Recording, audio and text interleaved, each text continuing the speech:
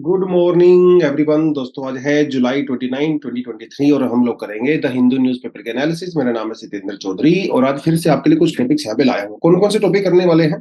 पहला जो आज का सबसे इंपॉर्टेंट टॉपिक रहेगा वो रहेगा वीमेन रिजर्वेशन बिल के बारे में। हालांकि इस बारे में हम लोग पहले कई बार बात कर चुके हैं, लेकिन आज इसके अंदर मैंने कई सारी नई डायमेंशन जोड़ी है। तो पहले वाला जो आपका कंटेंट है, आप उसके अंदर डेफिनेटली ऐड ऑन कर सकते हो इस कंटेंट को, राइट। मॉब लिंचिंग के बारे में बात करेंगे। ये भी थोड़ा सा रिपीटेड है। जो बच्चे पुराने हैं, जो लगातार एनालिसिस देखते हैं, उनके पास ये कंटेंट पहले से होगा, लेकिन जो नए स्टूडेंट हैं, ये उनके लिए बिल्कुल नया होगा और पुराने स्टूडेंट के लिए एक अच्छी खासी रिवीजन यहाँ पे हो सकती है। और इसके अंदर कुछ नया डेवलपमेंट हुआ है, उसके बारे में बात करेंगे। देखिए, न्यूज़पेपर पढ़ने का ये बेनिफिट होता है, एक ही टॉपिक के बारे में बार बार कुछ ना कुछ अपडेशन होती रहती है, कभी गवर्नमेंट की तरफ से, कभी कोर्ट की तरफ से, कभी एनजीओ की तरफ से, सिविल सोसाइटी की तरफ से, इंटरनेशनली। वो हमारा कंटेंट पूरा तैयार हो जाता है। यूएपीए के बारे में थोड़ा हम लोग यहाँ पे डेफिनेटली बात करने वाले हैं, क्योंकि यहाँ पे भी सुप्रीम कोर्ट ने कुछ बड़ा ही इंटरेस्टिंग सा एक ऑब्जर्वेशन दिया है। फिजिकल कंसोलिडेशन के बारे में बात करेंगे। एडिटोरियल, ये एक्चुअली आज वाला एडिटोरियल और परसों वाला एडिटोरियल दोनों को कंबाइन करके एक एक कंटेंट बनाया गया है। थोड़ा सा इकोनॉमिक आर्टिकल है, तो शायद जिन स्टूडेंट के इकोनॉमी के जो फंडे हैं, जो फंडामेंटल्स हैं, अगर वो क्लियर नहीं है तो वो लोग इसको अवॉइड कर सकते हैं। लेकिन जिन्होंने इकोनॉमी थोड़ा बहुत पढ़ा है, वो डेफिनेटली जो है इस आर्टिकल को देख सकते हैं। चलिए एक बार फ्रंट पेज पे देख लेते हैं क्या है। Keeping literature on the violence not a terror attack से Supreme Court grant bail to two. तो बेसिकली यहाँ पे बात की गई है एक कई साल पुराने केस की। 2017 का बेसिकली केस है। भीमा कोरेगांव, ये महाराष्ट्र के अंदर जगह पड़ती है, जहाँ पे कुछ कम्युनल वायलेंस हुए थे और वहाँ पे जो है कुछ लोगों को अरेस्ट कर लिया गया था, ये कह के कि ये जो वहाँ एक्चुअली वहाँ पे एक फंक्शन करवाया गया था और वो फंक्शन की फंडिंग की गई थी एक टेररिस्ट ग्रुप के द्वारा, जो कि सरकार के द्वारा टेररिस्ट टेररिस्ट को डिक्लेयर किया गया है। और वहाँ पे कुछ लोगों ने पार्टिसिपेट किया था, माओइस्ट लोगों ने उसको फंडिंग दिया था। उसके बाद वहाँ पे कम्युनल वायलेंस हुआ, वहाँ पे डेथ भी हो गई थी। उसके बाद कई सारे लोगों को अरेस्ट कर लिया गया था गवर्नमेंट के द्वारा अंडर यूएपीए, ये कह के कि भाई आप लोगों ने टेररिस्ट एक्टिविटी को अंजाम दिया है। ठीक है, आपके कहने से भीड़ उकसा गई, भीड़ के अंदर गुस्सा आ गया, उन्होंने कम्युनल वायलेंस किया। तो कई सारे लोगों को पकड़ा गया था उसमें, जिसके अंदर अभी दो लोगों को जो है सुप्रीम कोर्ट ने कहा है कि भाई आप उसके लिए रिस्पॉन्सिबल नहीं हो। इनके घर में कुछ इनके लैपटॉप में, इनके घर में जब जब पुलिस ने जब छापेमारी वगैरह की, तो कुछ ऑब्जेक्शनेबल लिटरेचर मिला था, कुछ मूवीज वगैरह, कुछ किताबें ऐसी जो कि काफी ज्यादा कम्युनिस्ट या समझ लीजिए थोड़ा बहुत या फिर टेररिस्ट इंटेंशन वाली थी, ऐसी मिली थी। और उसके बेसिस पे गवर्नमेंट ने ये केस फाइल किया था कि देखो साहब, इनके घर में इस तरह की किताबें मिली हैं, इस तरह का लिटरेचर मिला है, तो ये लोग भी इसके अंदर इन्वॉल्व थे। तो वो मामला चल रहा था कई साल से, 5 साल से लोग जेल में भी थे। फाइनली अभी कोर्ट ने ये कहा है कि देखो, अगर किसी के घर में कोई लिटरेचर पाया जाता है, तो इसका मतलब ये नहीं है कि वो लोग सीधे वायलेंस के अंदर इन्वॉल्व हैं। लिटरेचर रखना, किताब पढ़ना is a different thing. Terrorist activity करना इज अ डिफरेंट थिंग। दोनों चीजें अलग हैं। कोई आदमी किसी लिटरेचर को अपने इंटरेस्ट के लिए भी पढ़ सकता है, वो जानना चाहता है उसमें क्या है। अगर मान लो मैं जानना चाहता हूं कि भैया इस्लामिक स्टेट की या फिर अल कायदा की थॉट प्रोसेस क्या है, तो हो सकता है उनका लिटरेचर में पढ़ने लगूं, ये जानने के लिए। लेकिन ये नहीं, इसका मतलब ये नहीं है कि उसको पढ़ के मैं टेररिस्ट बन जाऊंगा, ऐसा तो नहीं होता है ना। तो कोर्ट ने यही कहा कि लिटरेचर रखना और वायलेंस के एक्चुअली पार्टिसिपेट करना दोनों अलग चीजें हैं। तो यहाँ पे वही फिर से यूएपीए के ऊपर सवाल खड़ा हो गया कि भैया यूएपीए जो सरकार लगाती है, कहाँ तक सही है, कहाँ तक नहीं है। तो वो बेसिकली जो है यहाँ पे पूरा मामला बनता है। उसी के अंडर में इस टॉपिक को हम लोग कर सकते हैं। और ये सॉरी, ये तो दूसरे वाला आ गया। ठीक है। तो यूएपी की जब हम लोग बात करते हैं, तो भाई देखो, ये मैं ना थोड़ा चेंज कर दूंगा ये। यहाँ पे आप यूएपीए लिख सकते हो, मैं अभी लिख ही देता हूँ। ठीक है, इसको आप रिमूव करके यहाँ पे लिख सकते हो यूएपीए। जो कंटेंट आपको मिलेगा डिस्क्रिप्शन बॉक्स में, उसको मैं थोड़ा सा चेंज कर दूंगा। कई स्टूडेंट पूछते हैं कि सर ये कंटेंट कहाँ से डाउनलोड करें, तो फिर से मैं बता देता हूँ कि नीचे डिस्क्रिप्शन में आपको लिंक मिलेगा, वहां से आप इसको डाउनलोड कर सकते हैं। तो यूएपीए का मतलब क्या है? इसका मतलब होता है कि अनलॉफुल एक्ट प्रिवेंशन एक्टिविटी। ठीक है, अनलॉफुल मतलब जो कानून जिसको परमिट नहीं करता है। अगर आप किसी ऐसी एक्टिविटी में इन्वॉल्व हो, तो आपके ऊपर ये कानून लगाया जाता है। बेसिकली इसका बेसिक टारगेट है कि जो टेररिज्म एक्टिविटीज होती है, उनको कंट्रोल करना है। और ये काफी पुराना कानून है। 1960s में हमारे देश में बहुत सारी सेपरेटिस्ट मूवमेंट हुआ करती थी। बहुत सारे छोटे-छोटे ऑर्गेनाइजेशंस थे जो इंडिया के लॉ एंड ऑर्डर को चैलेंज करते थे, हमारी गवर्नमेंट के खिलाफ लड़ते थे, है ना? नक्सलाइट एक्टिविटीज़ और फिर नक्सलवादी के अंदर जो चीज़ें शुरुआत हुई, तो सरकार को ये महसूस हुआ कि इन एक्टिविटीज़ को कंट्रोल करने के लिए कोई सख्त कानून की रिक्वायरमेंट है। तो फाइनली फिर हम लोग एक ऑर्डिनेंस लेके आए 1966 के अंदर, अनलॉफुल एक्ट प्रिवेंशन ऑर्डिनेंस इन जून 1966। बाद में 1967 के अंदर हम लोगों ने कानून पास किया, यूएपीए, ठीक है? फिर बाद में 2004 में और 2008 में इसको अमेंडमेंट किया। बेसिकली पर्पस यही था कि जो अनलॉफुल एक्टिविटी होती है, जो टेररिस्ट एक्टिविटीज होती हैं अगेंस्ट इंडिया, उनको कंट्रोल किया जाए, ऐसे लोगों को अरेस्ट किया जाए, ऐसी ऑर्गेनाइजेशंस को बैन कर दिया जाए। फिर 2019 में इसके अंदर एक बहुत इंपॉर्टेंट चेंज हुआ।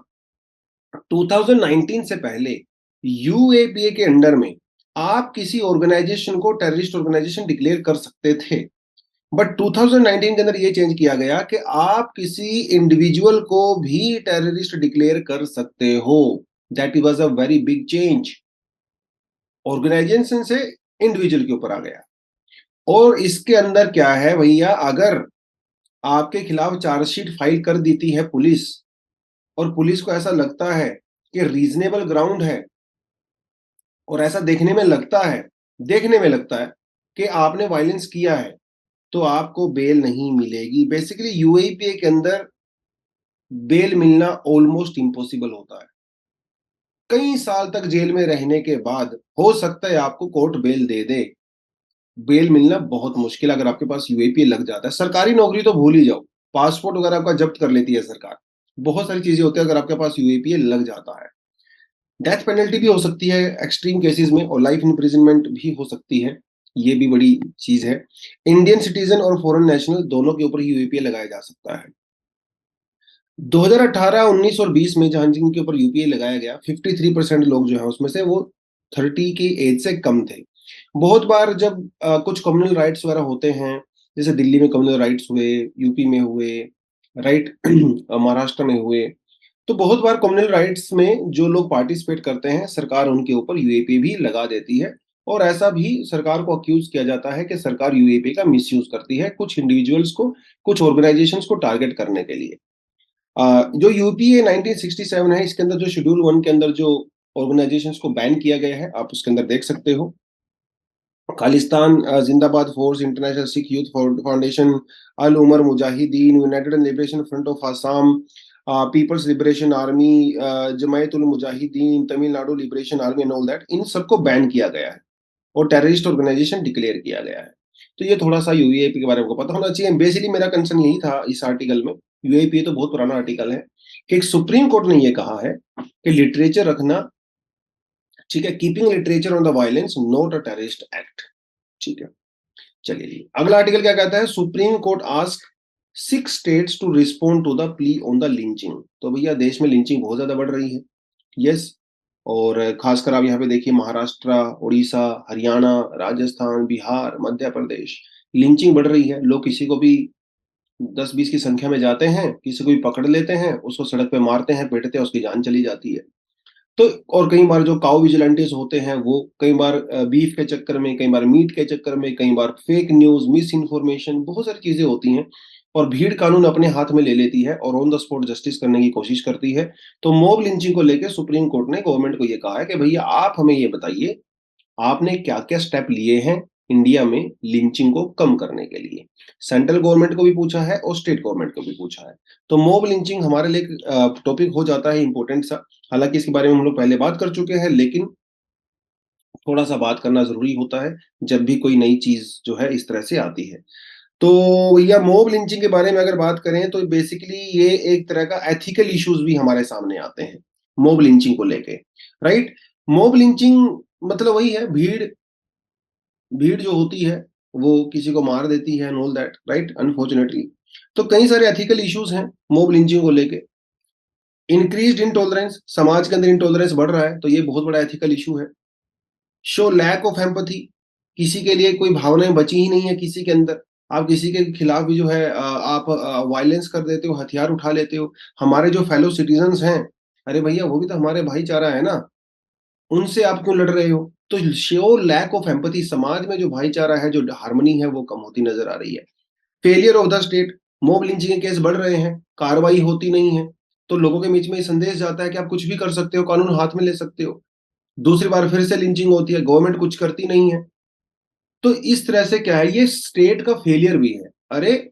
स्टेट का, सरकार का, एडमिनिस्ट्रेशन का काम होता है लोगों को प्रोटेक्ट करना, लॉ एंड ऑर्डर को दुरुस्त रखना, मजबूत रखना, लेकिन वो फेल हो रहा है।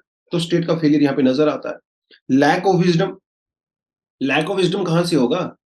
आपको रूमर्स व्हाट्सएप पे कोई मैसेज आता है, तुरंत उस पे हम लोग बिलीव करने लगते हैं।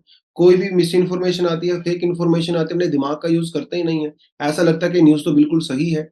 और कभी-कभी किसी माइनॉरिटी के खिलाफ, कभी कास्ट व के बेसिस पे, रिलीजन के बेसिस पे, रीजन के बेसिस पे, देश के बेसिस पे लोगों को फेक न्यूज़ फैलाई जा रही हैं, भड़काया जा रहा है, लोग भड़क भी रहे हैं। लैक ऑफ विज़डम यहाँ पे नज़र आता है। अगेंस्ट द ग्रेटर गुड, जो मॉब लिंचिंग होती है तो कम्युनिटी में एक-दूसरे के खिलाफ जो शक पैदा हो जाता है, लोग एक-दूसरे के ऊपर डाउट करने लगते हैं, राइट? और ये समाज के लिए अच्छा नहीं है लॉन्ग टर्म में। समाज की जो पीस है, जो शांति है, वो भंग होती है, इस तरह के केसेस की वजह से। यस, पर रीज़न क्या है? लोग करते क्यों हैं मॉब लिंचिंग? यस, उसका रीज़न तो फेलियर ऑफ स्टेट हम लोगों ने देख ही लिया। जो स्टेट मशीनरी है, लॉ एंड ऑर्डर भैया बिल्कुल तार-तार हो गया है, कोई पुलिस की परवाह नहीं करता। और उससे मिले भीड़ भी है ना, भीड़ है। भीड़ की वजह से आपको इम्प्यूनिटी जो है, मतलब लोग इम्यून फ़ील करते हैं, क्योंकि भीड़ का कोई चेहरा नहीं होता है। और भीड़ के खिलाफ आप क्या ही केस करोगे? इंडिया में कोई ऐसा पर्टिकुलर कानून ही नहीं है, जो मॉब लिंचिंग को एड्रेस करता हो। हमारे इंडियन पिनल कोड के अंदर ऐसा कोई स्पेसिफिक प्रोविज़न ही नहीं है, जो मॉब लिंचिंग को एड्रेस करता हो। तो केस पे केस बढ़ते चले जाते हैं, कोर्ट में केस चलते रहते हैं, मोस्टली केसेज़ में तो सज़ा होती नहीं है, क्योंकि कोई इंडिविजुअल तो वहाँ पे है नहीं।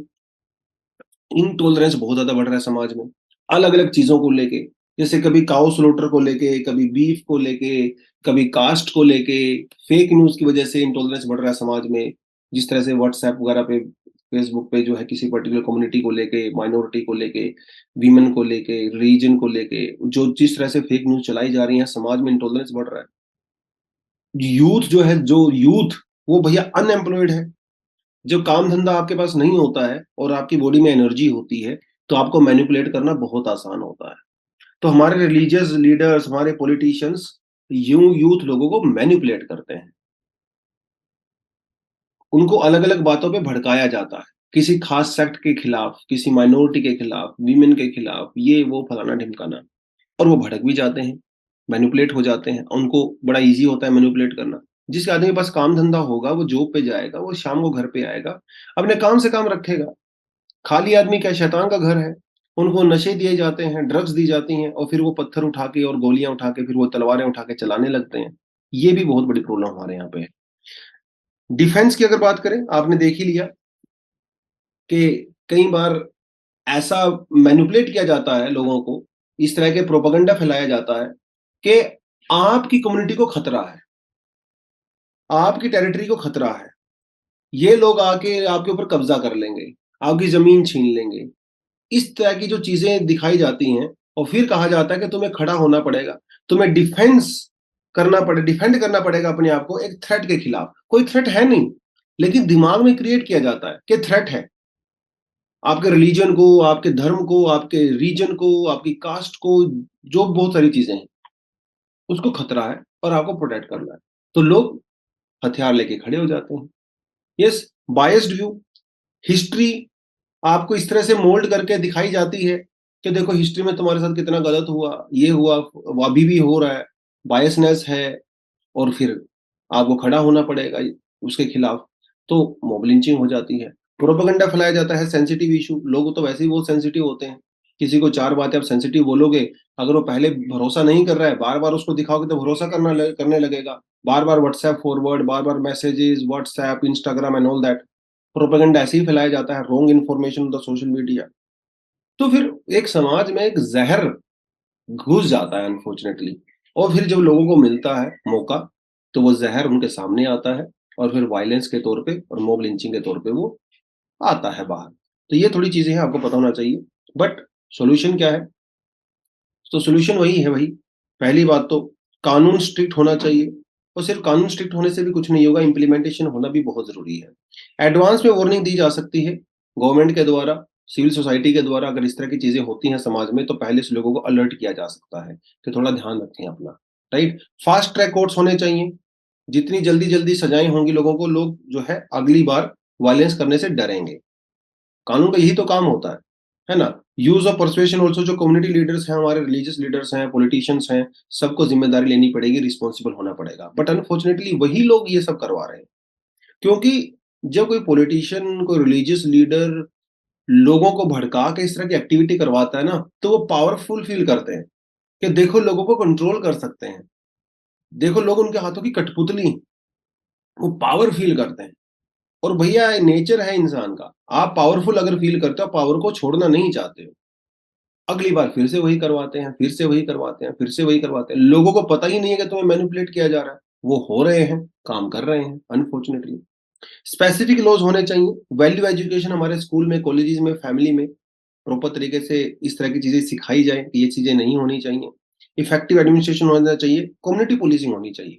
सारा काम हमें पुलिस के ऊपर नहीं रखना चाहिए, भैया हम भी पुलिस का पार्ट है, हम भी सोसाइटी का पार्ट है। तो आपके आसपास कुछ गलत हो रहा है तो डेफिनेटली उसको इन्फॉर्म करना चाहिए एडमिनिस्ट्रेशन को। तो ये सारी चीजें वहां पर डेफिनेटली की जा सकती है। चलिए जी, नेक्स्ट जो टॉपिक आता है वो है अपना वीमेन रिजर्वेशन को लेके। ठीक है, women's bill can be taken up only by the consensus. तो राज्यसभा के अंदर तो वीमेन जो रिजर्वेशन बिल है वो बहुत सालों से पास हुआ पड़ा है, लोकसभा के अंदर उसको पास नहीं किया गया है। तो सरकार का ये कहना है कि भाई देखिए, जो वीमेन रिजर्वेशन बिल है, हम उसे इंट्रोड्यूस तभी करेंगे जब सारी पार्टी उसके ऊपर अग्री करेंगी। अदरवाइज आप उसको इंट्रोड्यूस कर दोगे फिर से डिफीट हो जाएगा, उसका कोई मतलब नहीं है। तो वी नीड वीमेन रिजर्वेशन। ठीक है, क्यों चाहिए आपको विमेन रिजर्वेशन पार्लियामेंट के अंदर? उसके कुछ कारण है। पहली बात तो इंडिया का रैंक भैया बहुत ही ज्यादा पीछे है विमेन प्रेजेंटेशन में मामले में। अरे हम तो पाकिस्तान, बांग्लादेश, नेपाल से भी पीछे हैं। जो ग्लोबल जेंडर गैप रिपोर्ट है 2021 की, वो क्या कहती है? इंडिया में जो विमेन मिनिस्टर्स हैं उनकी परसेंटेज लगातार डाउन हो रही है। It was 23% in 2019 and right now this is only 9.1%। जबकि जो इंटरनेशनल एवरेज है वो है 22%। आप पाकिस्तान से कंपेयर करके देखिए विमेन पॉलिटिशियंस को, पाकिस्तान में भी परसेंटेज 21% है और इंडिया में दिस इज ओनली 9.1%। अरे पाकिस्तान से तो बेटर परफॉर्म करो कम से कम यार। ठीक है, तो ये जेंडर डिस्पैरिटी हमारे यहाँ पे बहुत इंपॉर्टेंट एक फैक्टर है। मेल डोमिनेटेड इंस्टीट्यूशंस है, मेल डोमिनेटेड सोसाइटी है, तो विमेन को रिजर्वेशन दिया जाना इसलिए जरूरी है। तो ये पॉइंट आप, इसीलिए हमें विमेन रिजर्वेशन बिल की रिक्वायरमेंट है। और कई सारे हमारे यहाँ पे कॉन्स्टिट्यूशन प्रोविजंस भी हैं, आर्टिकल 15(3), आर्टिकल 321। उसके अलावा कुछ इंटरनेशनल कन्वेंशंस हैं, जैसे elimination of the all forms of discrimination against the women. India इसका पार्ट भी है, हम लोगों ने इसको रेटिफाई भी किया है। उसके अलावा Beijing platform for the action of the 1995। ये सब विमेन प्रेजेंटेशन की बात, विमेन रिप्रेजेंटेशन की बात करते हैं।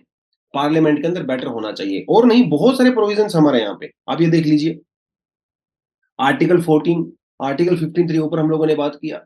आर्टिकल 39 भी कहता है adequate means of the livelihood, equal pay for equal work for both men and woman, हमारा डीपीएस भी है। आर्टिकल 42 भी हमारा क्या कहता है? मैटरनिटी रिलीफ के बारे में बात करता है, अगेन डीपीएसपी। आर्टिकल 46 भी क्या कहता है? स्टैंडर्ड ऑफ लिविंग को इंप्रूव करना है, न्यूट्रिशन वैल्यू को इंप्रूव करना है। यस, आर्टिकल 51 क्या कहता है? Renounce the practices derogatory to dignity of the women, again उसके बारे में बात कर रहा है। Yes, article 243D reservation of women की बात कर रहा है, schedule caste and the schedule tribe से। यस, उसके अलावा हमारा जो पंचायती राज सिस्टम है उसके अंदर रिजर्वेशन की बात करता है for the women candidates and in the women chairperson also. Municipalities के अंदर बात करता है आर्टिकल 243T। तो आर्टिकल्स तो हमारे पास बहुत ज्यादा है, रिजर्वेशन भी है, दिया भी गया है, प्रोविजंस भी हैं, पर उसके बावजूद भी पार्लियामेंट के अंदर नहीं बढ़ रहा है। देखिए 73rd 74th अमेंडमेंट के बाद पंचायत के अंदर डेफिनेटली प्रेजेंटेशन बढ़ा है, दिस इज अराउंड 40% नाउ। लेकिन आज भी पार्लियामेंट के अंदर, मतलब राज्यसभा लोकसभा में और स्टेट लेजिस्लेचर के अंदर परसेंटेज बहुत ही ज्यादा कम है। लेकिन विमेन रिजर्वेशन बिल ऐसा नहीं है कि हमारे यहाँ पे इंट्रोड्यूस नहीं किया गया है। बहुत साल पहले एक्चुअली विमेन रिजर्वेशन को इंट्रोड्यूस हमारे यहाँ पे कर दिया गया था, पहली बार पार्लियामेंट में 1996 के अंदर वीमेन रिजर्वेशन बिल इंट्रोड्यूस किया गया था।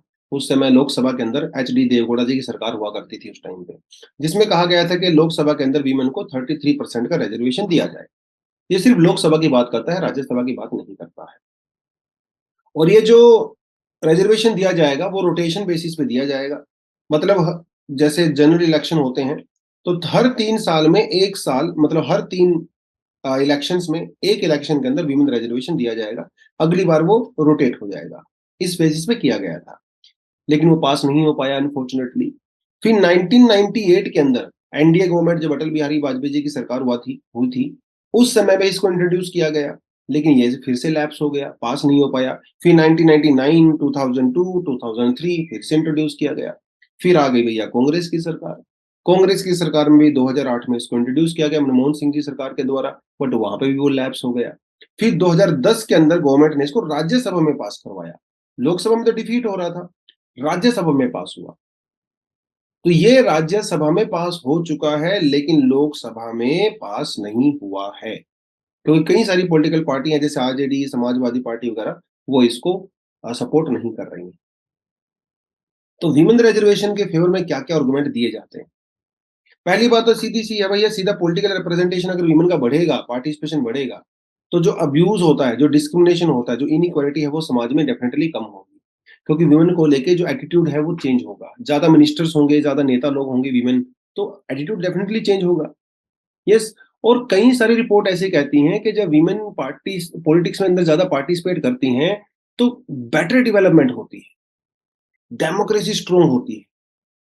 और ऐसा बहुत सारे गाँव में देखा गया है जहाँ पे विमेन सरपंच हैं, वहाँ पे ऐसे एरिया के ऊपर ज़्यादा फोकस किया गया है जो कि विमेन ओरिएंटेड होते हैं। सैनिटेशन वगैरह स्पेशली, विमेन पार्टिसिपेशन, वो सब करके ओपन डेफिकेशन, उनके ऊपर बहुत फोकस किया गया है। Women participation in politics can serve as an inspiration for them to contribute to more equal society. Inclusive development की बात होती है, नेशनल डेवलपमेंट की बात होती है, जो हमारा कॉन्स्टिट्यूशन का, डेमोक्रेसी का प्रिंसिपल है, प्रिंसिपल इक्वालिटी, जो हमारे प्रियम्बल में भी दिया हुआ है, वो मजबूत होता है अगर हम वीमेन रिजर्वेशन देते हैं तो। यस। जैसे वुमेन पंचायत वाला मैंने आपको बता ही दिया, बेटर काम होता है। A sizable proportion of the women represented perceive an enhancement in their self-esteem, confidence and the decision making ability. अगर वीमेन पार्टिसिपेट करेंगी पॉलिटिक्स में, तो पूरे समाज में जो महिलाएं हैं स्पेशली, उनके अंदर एक मैसेज आता है कि वो कुछ कर सकती हैं। उनके अंदर कॉन्फिडेंस की फीलिंग आती है, सेल्फ एस्टीम की फीलिंग आती है, डिसीजन मेकिंग बेटर होता है। तो जो यंग गर्ल्स हैं, जो स्कूल में कॉलेज में पढ़ रही हैं, वो जब उनको देखती हैं तो एज अ रोल मॉडल, तो वो डेफिनेटली उनके अंदर कॉन्फिडेंस आता है। आज के समय में बहुत सारी गर्ल्स को ये कॉन्फिडेंस ही नहीं है कि समाज में कुछ कर पाएंगी, क्योंकि उनके लिए रोल मॉडल्स ही बहुत कम है। डिसीजन मेकिंग उनके पास है ही नहीं। वो अपने फैमिली में देखती हैं, अपने आसपास पड़ोस में देखती हैं, समाज में देखती हैं। तो इनसे एक एक पॉजिटिव एनर्जी आएगी समाज में बेसिकली, है ना? लेकिन देयर आर मेनी आर्गुमेंट्स जो वीमेन रिजर्वेशन के अगेंस्ट में जाते हैं। जैसे some contend that it may perpetuate the unequal status of the women as they might not perceive as a competent in the merit. यही सेम आर्गुमेंट रिजर्वेशन के लिए भी दिया जाता है। जो लोग रिजर्वेशन को अपोज करते हैं, उनका यही कहना है कि ये लोग रिजर्वेशन की वजह से नौकरी मिल रही है, इनके अंदर टैलेंट नहीं है। ऐसा ही एटीट्यूड वीमेन के लिए भी हो सकता है जब वो रिजर्वेशन से आएंगी पॉलिटिक्स के अंदर, rather than on the merit. तो लोगों का ये कहना है कि भैया मेरिट बेस पे आओ ना, लड़ो, लोगों के बीच में जाओ, वोट लो, कौन मना कर रहा है? रिजर्वेशन के बेसिस पे आओगे तो फिर वो गलत है। तो जो समाज में ऑलरेडी महिलाओं के लिए इमेज है कि वो जो है सेकंड सिटीजन है, सेकंड क्लास सिटीजन है, उनके अंदर क्वालिटी नहीं है, टैलेंट नहीं है, तो और ज्यादा मजबूत हो जाएगा लोगों के मन में कि ये तो रिजर्वेशन से आ रही हैं, टैलेंट इनके अंदर नहीं है। अनफॉर्चुनेटली इस तरह की चीजें हो सकती हैं। यस। और सोचने की बात यह है कि अगर आप विमेन को रिजर्वेशन दे देते हैं पार्लियामेंट में, तो कौन वीमेन है जो इलेक्शन लड़ेंगी? जिनको पार्टी से टिकट मिलेगा। ठीक है। पार्टी से टिकट किसको मिलेगा? ऑलरेडी जो प्रिविलेज ग्रुप से हैं, उनके हस्बैंड, उनके बेटे, वो समाज में पहले से ही वो पॉलिटिशियन है, तो उनको ही टिकट मिलेगा। एक ऐसी महिला को टिकट नहीं मिलेगा जो पहले पॉलिटिक्स में नहीं है। और अगर वो इंडिपेंडेंट खड़ी होती है इलेक्शन लड़ने के लिए, तो उसके पास पैसा कहाँ से आएगा? ये चीजें। तो रिजर्वेशन से भी उन्हीं फैमिली को फायदा होगा जो पहले से पॉलिटिक्स के अंदर है। ये यहाँ पे बहुत बड़ा फैक्टर होने वाला है। उसके अलावा जब आप रोटेशन ऑफ रिजर्वेशन कर दोगे सीट्स की, तो फिर क्या इंसेंटिव है भैया? आपने ये कहा कि जो 3 इलेक्शंस में, एक इलेक्शन में विमेन रिजर्वेशन होगा, बाकी 2 में नहीं होगा। तो एक विमेन अगर इलेक्ट हो भी जाती है, बाय चांस रिजर्वेशन की वजह से, उसको पता है कि अगली बार तुम्हें इलेक्ट नहीं होना है। तो अगली बार ये आप यहाँ पे विमेन रिजर्वेशन नहीं है, तो उसको काम करने का मोटिवेशन ही नहीं आएगा, अगर आप हर बार उसकी सीट को चेंज कर दोगे तो। प्रॉक्सी कल्चर, जैसे हमारे यहाँ पे सरपंच पति वगैरह होते हैं, तो इस बात की क्या गारंटी है अगर वो पार्लियामेंट में आएँगी, तो प्रॉक्सी कल्चर नहीं होगा। रियल डिसीजन मेकिंग कौन करेगा? वो हो सकता है उनके बिहाफ पे मेल करे, उनके हस्बैंड, उनके सन एंड ऑल दैट, वो हो सकता है। यस, तो और भी तो मुद्दे हैं हमारे यहाँ पे।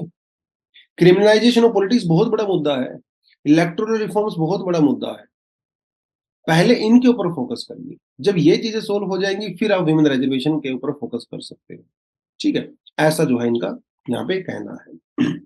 फंड वगैरह कैसे रेज करेंगी, ये अपने आप में ही एक बहुत बड़ी बात है। अगर कोई विमेन इंडिपेंडेंट खड़ी भी हो जाती है रिजर्वेशन के नाम पे, अब ऐसा तो नहीं है कि जब रिजर्वेशन होगा तो एक ही विमेन खड़ी होगी इलेक्शन में, हो सकता है वहां पे 10 विमेन खड़ी हो इलेक्शन में।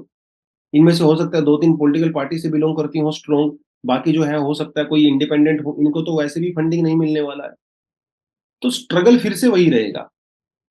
तो कोई ना कोई जो इलेक्ट होके आएगी, मोस्टली चांसेस यही हैं कि वो पहले ही किसी डोमिनेट फैमिली से बिलोंग करती होंगी।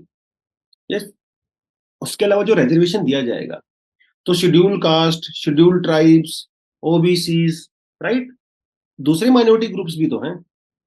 तो या तो फिर आप उनकी रिजर्वेशन के अंदर ही रिजर्वेशन ले लोगे, तो इनके रिप्रेजेंटेशन कम हो जाएगा, ये भी जरूरी है। क्योंकि विमेन रिजर्वेशन जो दिया जाएगा ओवरऑल 33%, तो उसके अंदर कास्ट प्रोविजन तो एज सच नहीं है। तो क्या वो बिल कैसे पास होगा, नहीं होगा, तो there are lot of other things also. But yes, ये दोनों आर्गुमेंट आपके सामने हैं, in favour also and in against also. दोनों ही आपको आइडिया होना चाहिए। क्या सॉल्यूशन हो सकता है? इनका यह कहना है कि देखिए, आप 33% रिजर्वेशन मत करिए, इसकी बजाय जो पॉलिटिकल पार्टीज हैं उनके बीच में रिजर्वेशन कर दीजिए, कि हर पॉलिटिकल पार्टी जो है इतनी विमेन को टिकट देंगी, 10%, 20%, 50%, जो भी है वो चल सकता है। कनाडा में, यूके, फ्रांस, स्वीडन वगैरह में इस तरह के प्रोविजंस हैं। पॉलिटिकल पार्टी अपने अंदर रिजर्वेशन रखती हैं rather than the whole political system. ये किया जा सकता है। ड्यूल मेंबर कॉन्स्टिट्यूएंसी की जा सकती है, where the constituencies would nominate 2 members, one of whom must be woman. जैसे अभी हमारे यहाँ पे एक मेंबर ऑफ पार्लियामेंट होते हैं, तो 2 भी हो सकते हैं, जिसमें एक मेल होगा, एक फीमेल होगी। हालांकि इसके अगेंस्ट में बहुत सारे आर्गुमेंट्स हैं, बट ये भी एक सजेशन यहाँ पे हो सकता है, राइट। और भैया सारी पॉलिटिकल पार्टी को मिलके बैठना पड़ेगा, कंसेंसस होना चाहिए, तभी इस तरह की चीजें इंट्रोड्यूस हो सकती हैं, जैसे कि इस आर्टिकल में ऑलरेडी बता दिया गया है, राइट। वो सारी चीजें आपको पता होनी चाहिए। चलिए जी, आज का जो एडिटोरियल है वो बात करता है, दो एडिटोरियल कॉम्बिनेशन है बेसिकली। एक आज वाला एडिटोरियल है जो कि फाइनेंस कमीशन के बारे में बात करता है। इसके अंदर बहुत सारी पॉलिटिकल टर्म्स दी गई हैं, तो आई वुड नॉट रिकमेंड कि आप इसको बहुत ज्यादा सीरियस होकर पढ़ें। पहले अपने इकोनॉमी के बेसिक्स क्लियर करें, उसके बाद इस तरह के आर्टिकल आपको थोड़े बहुत समझ में आ सकते हैं। एक आर्टिकल 2 दिन पहले आया था, डेट डायलेमा वाला। ये भी पॉलिटिकल टर्म्स, इकोनॉमिक टर्म्स बहुत ज्यादा दी गई हैं इसमें, डेटा वेटा बहुत ज्यादा दिया गया है, तो इसको भी थोड़ा सा आप एज सच अवॉइड करें। जो बेसिक बेसिक सी इंफॉर्मेशन है वो आप डेफिनेटली ले सकते हो ओवरऑल अंडरस्टैंडिंग के लिए। तो ये दोनों दोनों आर्टिकल जो है वो फिस्कल कंसोलिडेशन की बात करते हैं। और सवाल ये उठता है कि फिस्कल कंसोलिडेशन होता क्या है? कंसोलिडेट मतलब मजबूत, फिस्कल मतलब जो सरकार का खर्चा होता है, जो सरकार की इनकम होती है, जो बजट होता है गवर्नमेंट का, वो मजबूत स्थिति में होना चाहिए। ऐसा नहीं होना चाहिए कि भाई सरकार इनकम कर रही है 10 रुपए और खर्चा हो रहा है 100 रुपए, ये तो बड़ा नुकसान हो जाएगा। फिर सरकार को 90 रुपीज उधार लेने पड़ेंगे। और एक सरकार जब बार बार पैसा बोरो करती है, उधार कर लेती है, तो फिर वो पूरी सिस्टम खराब हो जाता है, इकोनॉमिक सिस्टम खराब हो जाता है। तो फिस्कल कंसोलिडेशन होना चाहिए, खर्चा जितना हो उसके आसपास ही आपका इनकम भी रहनी चाहिए। तो fiscal consolidation is basically a set of the measures aimed to at the reducing the government budget deficit and improving the financial position of the government. Yes, तो क्या करें? खर्चे कम करें। We need to cut the spendings. खर्चे कम करें, साथ के साथ रेवेन्यू को इंक्रीज करें।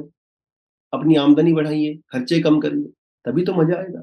जो overall debt to GDP ratio है सरकार का, वो कम होना चाहिए। ऐसा नहीं होना चाहिए भाई आपकी जीडीपी 1000 रुपए है और आपके ऊपर कर्जा चढ़ा हुआ है 90 रुपीज, 990 रुपीज। तो अगली बार इन्वेस्टमेंट कर लेकर कुछ बचेगा ही नहीं, क्योंकि पिछला कर्जा चुकाने में ही सारा पैसा चला जाएगा आपका। तो डेट टू जीडीपी रेशियो कम होना चाहिए, राइट। पब्लिक डेट एक सस्टेनेबल लेवल पे होना चाहिए। देखिए, जब आप समाज में रहते हो, इकोनॉमिक एक्टिविटीज करते हैं हम लोग बहुत सारी, तो डेट तो नेचुरल सी बात है। आपके पास हमेशा पूरा पैसा तो नहीं होता, आपको पैसा मार्केट से उठाना ही पड़ता है। अमेरिका भी उठाता है, चाइना भी उठाता है, पाकिस्तान है, सब लोग उठाते हैं पैसा तो मार्केट से। लेकिन कम से कम पैसा उतना उठाइए जो सस्टेनेबल हो, आप उसको चुका सको। ठीक है? बहुत ज़्यादा बजट डेफिसिट, फिस्कल डेफिसिट नहीं होना चाहिए। अगर ये होगा तो फिर क्राइसिस हो जाएगा।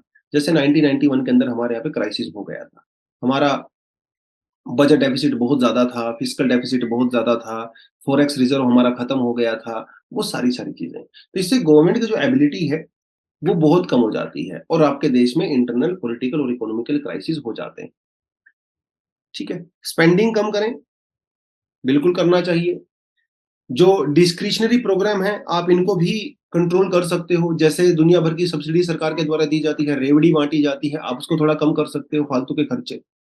टैक्स रेवेन्यू को आप इंक्रीज़ करिए, गवर्नमेंट के एसेट को आप बेचिए। गवर्नमेंट का एसेट मतलब ऐसे एसेट जो नुकसान दे रहे हैं सरकार को, वो फालतू का खर्चा करवा रहे हैं। जैसे गवर्नमेंट बहुत बार जो गवर्नमेंट कंपनीज़ होती हैं, उनके अंदर जो शेयर्स वगैरह बेच देती है, वो इसीलिए बेचती है। जैसे एयर इंडिया को बेच दिया हम लोगों ने, कितने हज़ारों करोड़ का नुकसान होता था हर साल एयर इंडिया से सरकार को, बेच दिया। तो इस तरह के आप एसेट्स को डेफिनिटली बेच सकते हो। ठीक है? तो फिस्कल कंसोलिडेशन में कई चीज़ें होती हैं, जैसे मैंने आपको बता दिया। टैक्स इंक्रीज़ करना है, yes. Tax to GDP ratio को मजबूत करना है, यस। और बेटर टारगेटिंग तो गवर्नमेंट स्कीम करनी है। जो गवर्नमेंट स्कीम चलाई जाती हैं, खर्चा तो सबके ऊपर होता है ना, तो सरकार को इंश्योर करना पड़ेगा कि जिस ऑब्जेक्ट के लिए आपने गवर्नमेंट स्कीम चलाई है, वो पूरी तरह से सक्सेसफुल होना भी चाहिए। खाली खर्चा करने से कुछ नहीं होता है, इम्प्लीमेंटेशन भी होना चाहिए, राइट? ये सारी चीज़ें आपको ध्यान में रखना पड़ेगा। इसके लिए हम लोगों ने 2003 में एक एफआरबीएम एक्ट पास किया था, fiscal responsibility and the budget management, ताकि प्रॉपर बजट को मैनेज कर सकें और जो आपकी रिस्पॉन्सिबिलिटी है इनकम और एक्सपेंडिचर वाली, वो प्रॉपर तरीके से हम लोग निभा सकें। ये हम लोग ने किया था F R B M net 2003, Vajpayee ji की सरकार उस टाइम पे हुआ करती थी। अब कोशिश तो सभी लोग करते हैं कि इनकम के हिसाब से खर्चा हो, लेकिन कभी कभी आप बीमार हो जाते हो, कभी कभी कोई एक्सटर्नल क्राइसिस आ जाता है, युद्ध हो गया, कोविड-19 आ गया, 2008 का फाइनेंशियल क्राइसिस आ गया, कोई डिज़ास्टर आ गया, नेशनल सिक्योरिटी।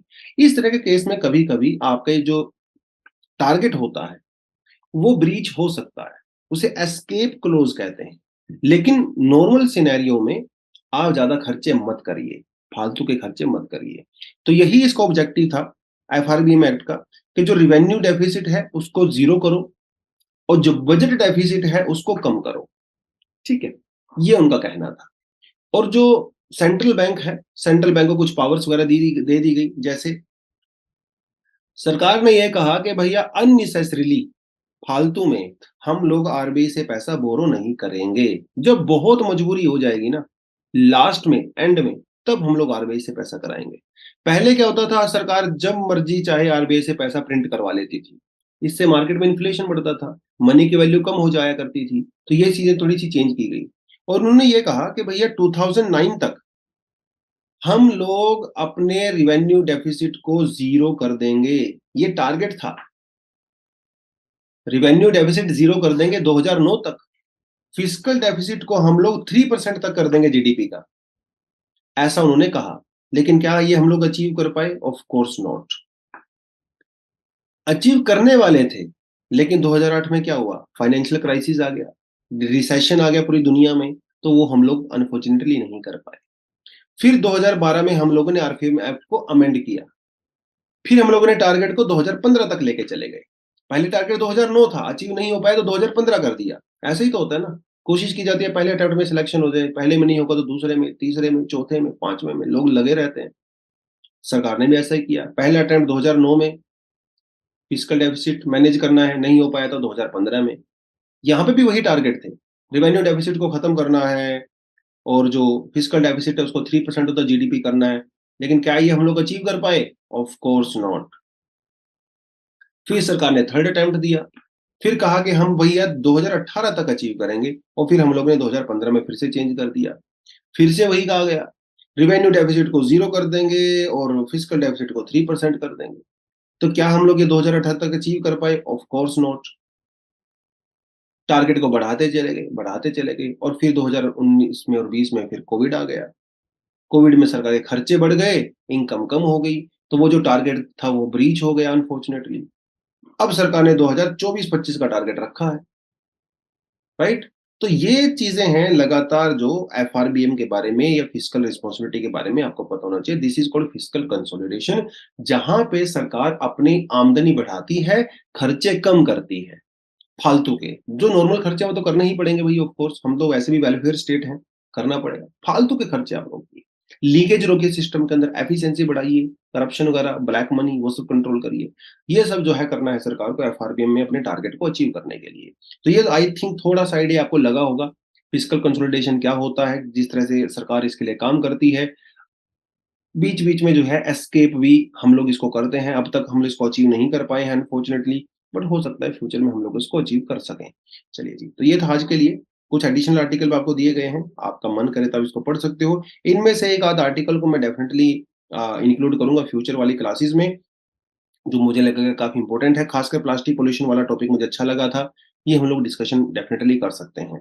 चिप इंडस्ट्री के बारे में हम लोग पहले कई बार बात कर चुके हैं, तो इसको तो अभी मैं इंक्लूड नहीं करने वाला हूँ कुछ हफ्ते तक, बट हो सकता है प्लास्टिक पॉल्यूशन के बारे में हम लोग डेफिनिटली बात करें। तो दोस्तों आज के लिए इतना ही था। Thank you very much, all the best. जय हिंद।